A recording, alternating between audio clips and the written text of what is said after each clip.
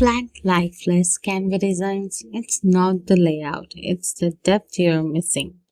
Welcome to Space Pro. In this video, I'll show you how to use shadows the right way to instantly make your designs pop, look more professional, and grab attention.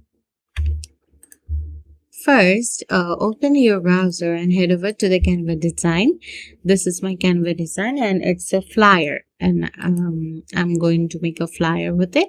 So first, to create a shadow effect, click on the elements from the left side option. Then from the options, click on shapes. Here, as you can see, I have recently used a square shape, so I'll use it again because this one is the best. Okay, now escape right here. If you want to drag it to make it bigger, you can do that.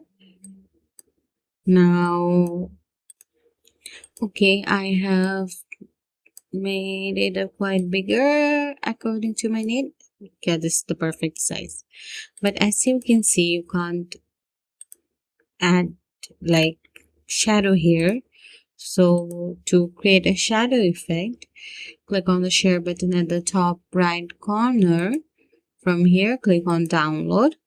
If you are using a pro version, click on the transparent background option and make sure it is checked, as I do not use a pro version and I'm a free user, so I can use the application, but this will give the best result. Okay, now click on download and wait while your image is downloading. Now from the left sidebar, click on the upload button, then select upload files. From your desktop, click on the picture that we have downloaded recently and wait until it's uploading. Once it's uploaded, click on the shape in the project and delete it, as we don't want this anymore.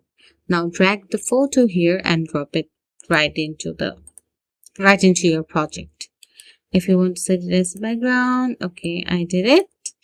Now click on the image. You will see a bar has appeared above the flyer or the project. Now click on edit.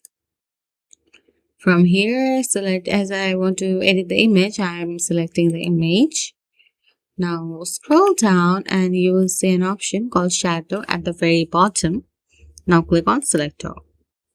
Here I want to click a drop shadow effect, so I'm selecting drop.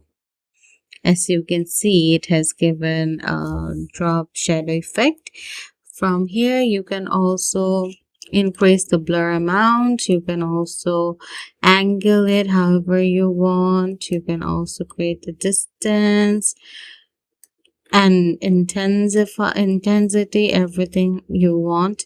You can also change the color, as I want to give a red shadow. Oh, you can see it has given a red effect, and yeah, it's a cool thing for an image or for a thing.